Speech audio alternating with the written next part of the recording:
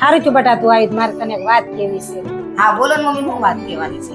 આ મારી પાસે જે સેન ને પાટલા છે ને એ મારે તને આપવાના છે. જાને ત્યારે તું લેતી જાજે. પછી છે ને તારા ભાઈ ને ભાભી તને આપે કે ન આપે, હું સૌને તમારા હાથથી તને આપતી જાઉં. અરે મમ્મી, તમે આ શું બોલો છો? આ ઘરેણા ઉપર હાસો વખત ભાભીનો છે, મારો નો. હું તો કાલે સવારે હારે વહી જાય, પછી ખાવા પીવાનું ધ્યાન, તમારું દવાનું ધ્યાન તો ભાભી જ રાખવાના છે ને.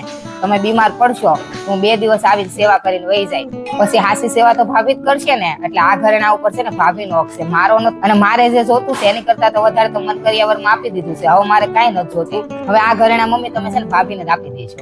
હા બેટા, વાત તારી હાચી છે, મને સમજાઈ ગઈ છે. આ ઘરેણા છે ને હું તાર ભાભીને જ આપીશ. હું વિચારશો હરખાતી?